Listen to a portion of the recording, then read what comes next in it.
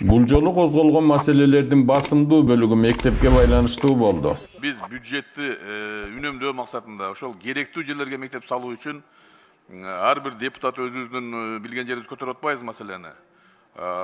Билим берүү министрлиги жалпы Кыргызстан боюнча маалыматты берсе парламентке бизге кагаз жүзүндө толук шарты менен канча окуучу бар, кандай, ошондо мен ойлойм баарыбызга жеңил болмок.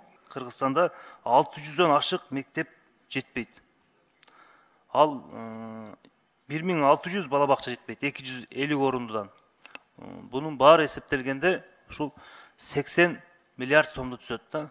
Биз жылына 3 миллиардтан бөлүп берип атабыз. Быйыл 2 миллиард эле, быйыл 3 миллиардка чыгарды. Эгерде ушундай ала турган болсок, 25 жылдын нар жагында да салып бүтө албайбыз да.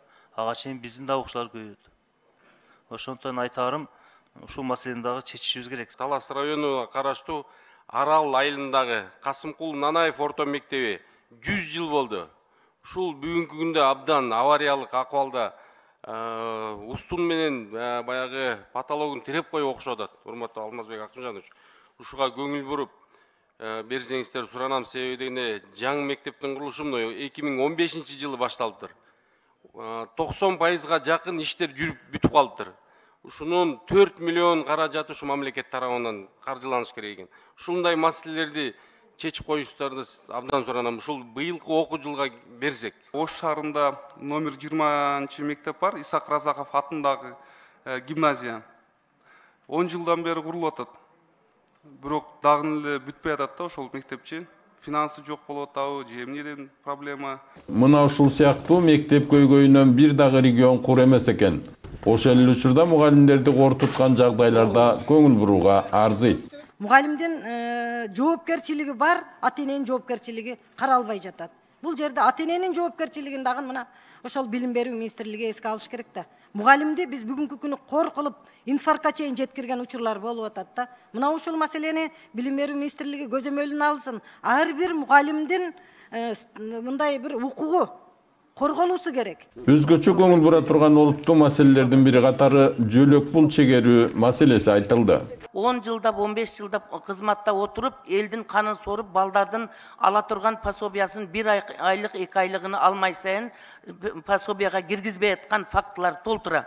Жерине барып, өзүңүздөр кызматтык иликтөө жүргүзүп, так маалыматты чыгарып, ошол коррупция менен шугулданган кызматкерлердин барын тазалаш керек дагы, карапайым элдин пособияга өтө турган документтерин жеңилдетилген вариант менен өткөрүп бериш керек. Муктаж болгон энергия берилген пособиянын өлчөмү өтө аз.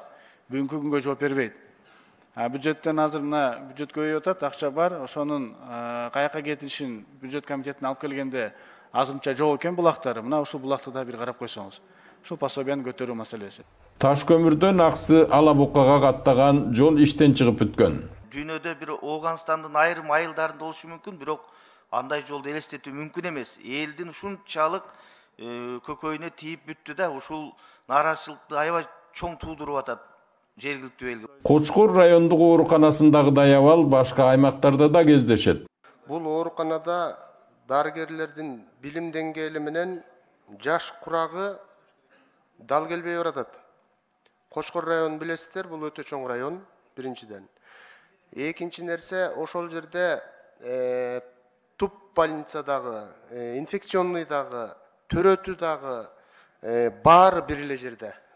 Буларды бөлүү, жаңы технологияларды колдонуп, ошолорду түшүнүп билген дарыгерлердин менен камсыз кылуу керек да.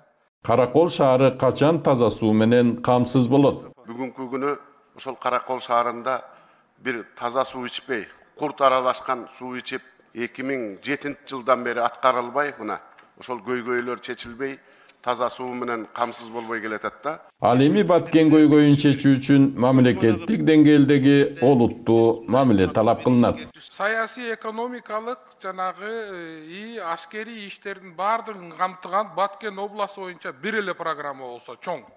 Анан ошонун аткаруу иш планы болсо.